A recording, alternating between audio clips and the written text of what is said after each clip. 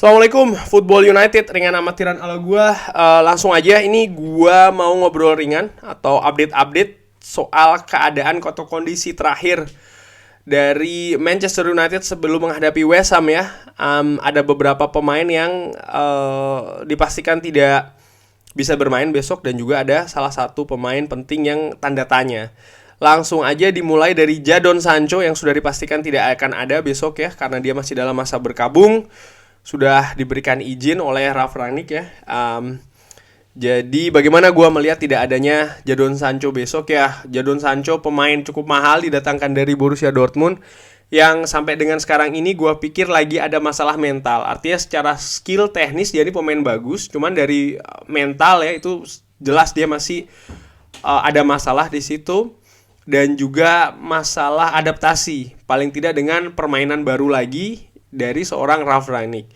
Kalau kita mengambil formasi yang akan dipakai, katakanlah 4-3-3, maka di posisi Jadon Sancho saat ini sudah ada pemain yang bisa mengisi. Di sebelah kiri ada Anthony Elanga, lalu di sebelah kanan ada seorang Mason Greenwood yang menurut gue juga sepertinya akan dipasang ketika menghadapi West Ham.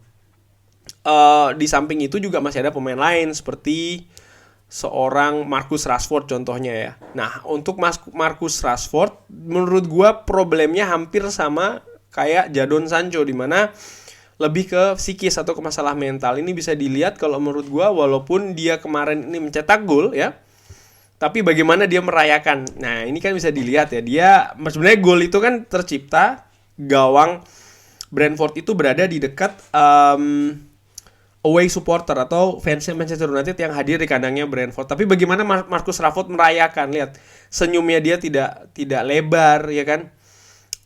Bahkan dia tersenyum setelah pemain-pemain lain datang. Dia tidak kurang eksplosif, kurang kurang emosional dalam merayakan gol yang menurut gue sebenarnya gol penting itu, karena kan dia cukup lama tidak mencetak gol, dan di masa-masa yang menurut gue cukup butuh dia untuk mencetak gol, dalam arti untuk menaikkan lagi kepercayaan dirinya. Tapi yang ada justru dia tidak eksplosif dalam merayakannya. Menurut gue ya Marcus Rashford harus kembali lagi fokusnya ke sepak bola.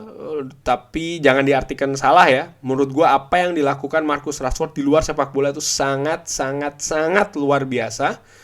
Cuman sekarang ada baiknya kalau Marcus Rashford mulai lagi fokusnya dialihkan ke sepak bola untuk mengamankan paling tidak posisinya di Manchester United, di mana dia ini kan salah satu pemain berbakat sebenarnya.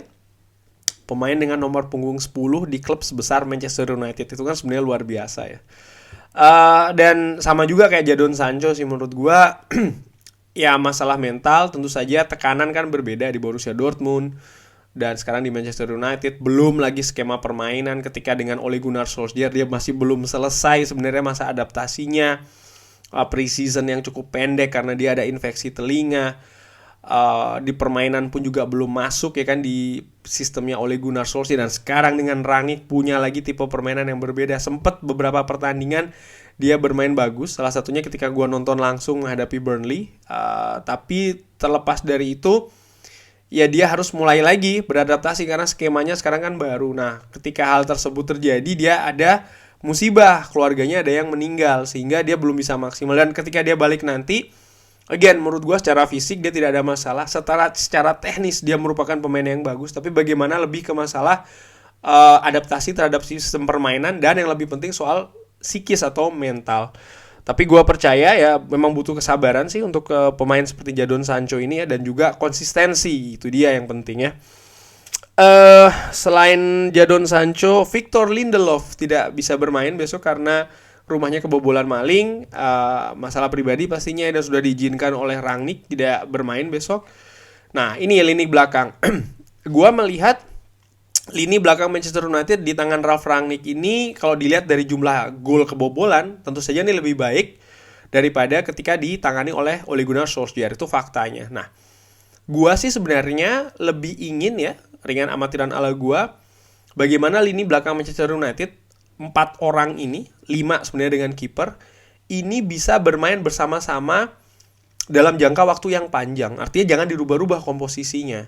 Tujuannya apa? Supaya kerjasama dalam membangun pertahanan, organisasi pertahanan ya, pengertian satu sama lain, pengertian terhadap sistem yang diingini oleh sang pelatih, bagaimana mereka bisa build up serangan dari bawah, menghalau secara bersama-sama, ini bisa terbangun dengan bagus. Dan tentu saja ini bisa dijalin kalau mereka ini bermain secara bersama-sama dalam waktu yang banyak. Sehingga satu dan yang lainnya nih mengerti ya, individu-individu di pemain belakang ini semakin mengerti untuk membangun ini dia nih, sistem yang kuat dan kokoh. Nah, gue melihat duet sebenarnya antara Rafael Varane dan Victor Lindelof paling tidak dari beberapa pertandingan terakhir ini cukup bagus ternyata. Melihat kenyataan bahwa Harry Maguire ini masih belum seperti yang Harry Maguire musim lalu paling tidak ya, masih jauh, bahkan jauh. Dan ya masih belum bisa konsisten juga. Oleh karena itu gue pikir ya sudahlah, disingkirkan dulu Harry Maguire, biarkan dia kembali lagi ke training ground, ke Carrington, ke lapangan latihan, dan membuktikan di sana, memberikan persaingan di sana gitu ya. Sementara untuk permainan di atas lapangan ya berikanlah kepada Varane dan juga Victor Lindelof. Di kanan Diogo Dalot, di kiri Alex Telles. Nah, cuma permasalahannya besok kan ini Victor Lindelof tidak bermain. Siapa yang akan dimainkan? Ada dua pilihannya, Harry Maguire atau Phil Jones. Gua ringan amatiran, gue lebih memilih Phil Jones. Dasarnya apa? Simpel aja sih ya. Di permainan terakhir ketika dua pemain ini bermain, Phil Jones memang betul ketika menghadapi Wolves kita kalah ya 0-1, gawangnya tidak clean sheet, kebobolan. Cuman menurut gua di proses gol tersebut bukan salah seutuhnya Phil Jones ya, karena memang betul dia yang membuang bola itu. Tapi bagaimana pemain tidak ada juga yang menjaga, siapa yang mencetak gol kalau nggak salah Joe Moutinho kan ya. Kalau gua salah dikoreksi ya. Ini kan tidak ada gelandang bertahan yang mengcover, sehingga pemain ini bisa dengan enak memplacing bola ke pojok. Phil Jones sendiri sih menurut gue sudah melakukan tugasnya dengan baik. Artinya crossing itu kan dihalau sama dia menggunakan heading. Cuman itu tadi ketika jatuh di daerah depan box tidak ada pemain yang mengcover, sehingga ya akhirnya gol tercipta. Tapi kalau gue ngelihat penampilan Phil Jones secara overall menghadapi Wolves, dia tampil cukup bagus, tampil cukup solid, bahkan nilainya salah satu yang tertinggi kalau dilihat dari rating. Dan ini berbeda dengan Harry Maguire ketika tampil kemarin, walaupun menitnya tidak banyak menghadapi Brentford, tampil dengan 5 back, tapi tidak bisa memberikan rasa aman di belakang, paling tidak dari gue sebagai fans yang kemarin melihat di TV. Justru kan akhirnya setelah dia masuk, justru Manchester United kebobolan kan. Itu kalau kita lihat dari faktanya lagi. Oleh karena itulah gue berpikir ya besok bukan tidak ada salahnya untuk memberikan lagi Phil Jones kesempatan berduet dengan Rafael Varane. Ada satu faktor lagi sebenarnya sih ya, faktor leadership, kepemimpinan. Gue melihat di 3 pertandingan terakhir ini karisma dari kapten di atas lapangan ini sudah mulai terlihat nih, Bruno Fernandes ya, bagaimana dia mengatur rekan-rekannya, ada marwahnya lah ya. Dan menurut gue ya lanjutkan saja, kapten besok Bruno Fernandes lagi. Artinya kalau Harry Maguire main, ya kemungkinan akan diberikan lagi kan kapten ke Harry Maguire. Menurut gue istirahatkan dulu lah Harry Maguire ini. Bukan berarti terus dibuang atau enggak, gue tidak berpikiran sampai ke sana. Tapi paling tidak istirahatkan dulu, kembalikan dia lagi ke lapangan latihan untuk membangkitkan lagi kemampuan dia secara pelan. Mungkin kan namanya manusia ya, tekanan mungkin terlalu besar, sementara kemampuan fisik mungkin juga tidak bagus-bagus banget. Dan berikanlah waktu dia dalam tanda kutip istirahat dari ini semua. Artinya dia juga bisa refleksi, bisa lagi secara fokus mengembalikan permainannya dia, paling tidak sekali lagi dimulai dari lapangan latihan. Dan oleh karena itulah sih gue lebih berharap ya Victor Lindelof besok akan diganti oleh Phil Jones ya. Dan satu kabar terakhir ini adalah yang masih belum pasti dimainkan, itu Cristiano Ronaldo. Karena walaupun dia ada di daftar pemain untuk besok ya, tapi dia dikabarkan ada cedera ringan di leher. Walaupun dia ikut sesi latihan terakhir ya bersama tim, tapi tetap ini dimasukkan daftar yang diragukan. Untuk Cristiano Ronaldo, gue sebenarnya berharap besok dia bisa bermain, karena bagaimanapun juga Cristiano Ronaldo pemain penting, elemen vital dari Manchester United, top skor dari Manchester United saat ini. Dan menurut gue peran dari Cristiano Ronaldo walaupun dalam beberapa pertandingan terakhir tidak membuat gol, tapi tetap ada pengaruhnya. Menghadapi Brentford, selain umpan dadanya dia itu dari menggunakan dada kan ke Bruno Fernandes, bagaimana dia menarik pemain belakang dari Brentford di proses gol pertama sehingga Elanga bisa masuk dan Fred dengan tepat memberikan assist. Ini kan ada peran juga dari seorang Cristiano Ronaldo. Nama besar dia ini kan bisa dimanfaatkan untuk menarik perhatian dari para pemain belakang lawan, dan menurut gue ini bisa dimanfaatkan atau dilakukan ketika menghadapi West Ham besok.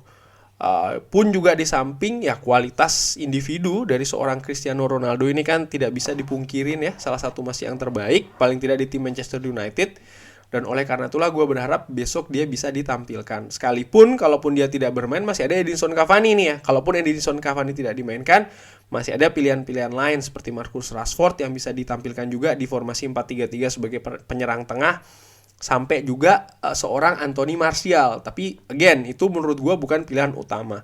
Pilihan utama tetap seorang Cristiano Ronaldo yang gue harapkan besok mudah-mudahan tetap bisa bermain dari awal.